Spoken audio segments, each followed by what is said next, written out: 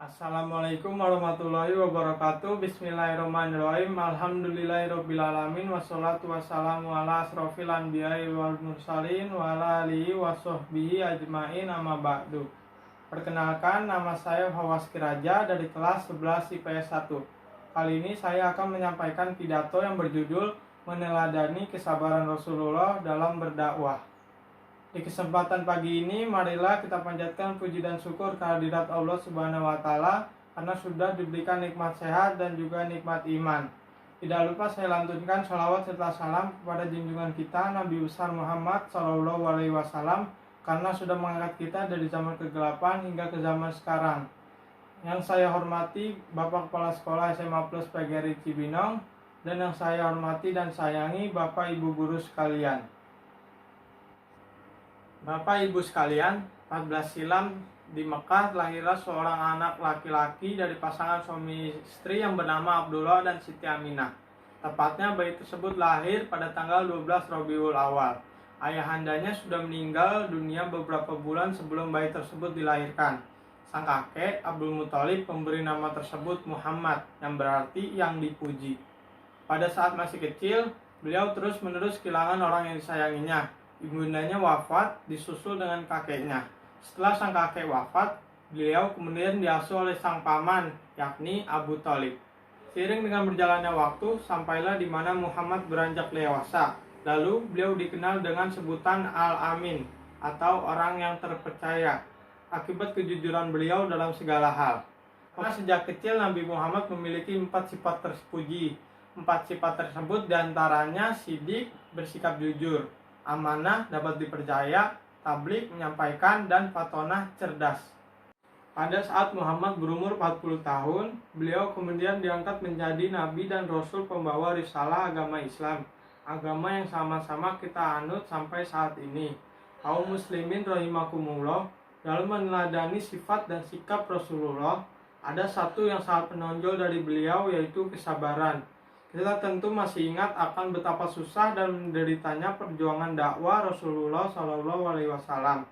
Diawali ketika dakwah di Mekah, beliau mendapat penolakan besar oleh suku Quraisy. Penolakan paling menonjol justru ditunjukkan oleh paman beliau sendiri, yaitu Abu Jahal dan Abu Lahab. Penolakan dari suku Quraisy di Mekah tersebut membuat Nabi memilih untuk hijrah ke Taif dan mengembangkan dakwah Islam dari sana. Taif merupakan sebuah kota perbukitan yang amat subur di dekat kota Mekah. Ditemani oleh Zaid bin Harisah, Nabi menemui para pemuka Bani Saqif, yaitu Ad Yalil, Mas'ud, dan Hubaib. Mereka adalah anak-anak Umar bin Umair Ad-Safaki. Nabi meminta pertolongan kepada mereka, tetapi mereka menjawab dengan jawaban yang kasar. Mereka menolak dakwah Rasulullah. Setelah permintaan Rasulullah terhadap bertiga pemuka Bani Saqif tidak dikabulkan, Rasulullah meminta agar tidak menyiarkan berita kedatangannya ke Taif kepada orang-orang Makkah. Tetapi permintaan itu pun tidak mereka kabulkan. Mereka pun menyiarkan berita kedatangan Nabi kepada kaum kafir Quraisy di Mekah. Selain itu, mereka juga menghasut anak-anak kecil untuk melempari Nabi dengan batu, hingga mata kaki Nabi Muhammad berdarah. Zaid bin Harisah berusaha melindungi Nabi dan menjadi perisai beliau ketika beliau dilempari batu oleh anak-anak kecil tersebut. Setelah itu, Nabi beristirahat di bawah kebun anggur yang bersampingan dengan kebun milik kakak beradik yang bernama Utbah dan Saibah. Mereka merupakan sahabat karib Abu Jahal. Sesampainya di kebun tersebut, Nabi berdoa, "Wahai Rabbku, kepada Engkaulah aku adukan kelemahan tenagaku dan kekurangan daya upayaku pada pandangan manusia. Wahai Rabbku yang Maha Rohim, Engkaulah Rabbnya orang-orang lemah dan Engkaulah Rabbku.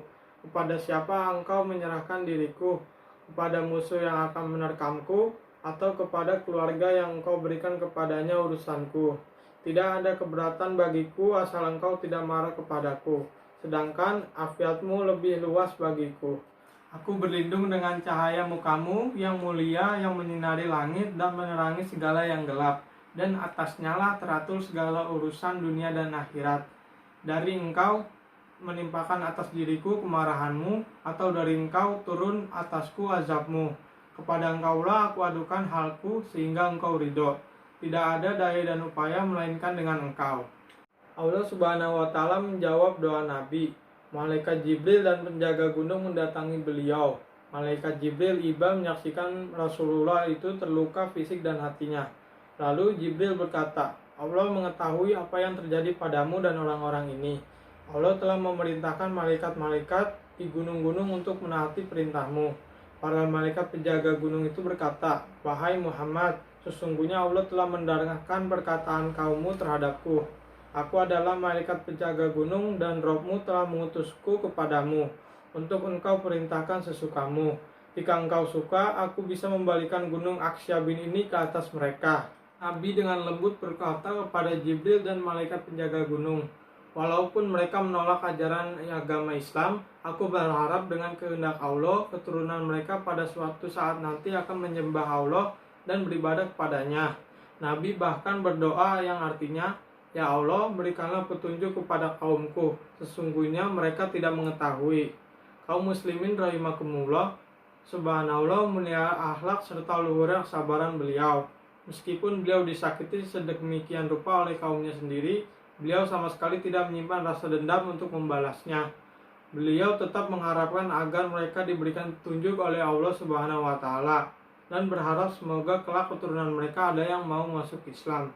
Demikian yang dapat saya sampaikan kali ini. Semoga bermanfaat untuk kita semua dan semoga kita bisa mencontoh kesabaran Rasulullah SAW serta kita bisa dikumpulkan bersama beliau kelak di hari akhirat nanti. Amin amin ya rabbal alamin. Akhirul kalam. Wassalamualaikum warahmatullahi wabarakatuh.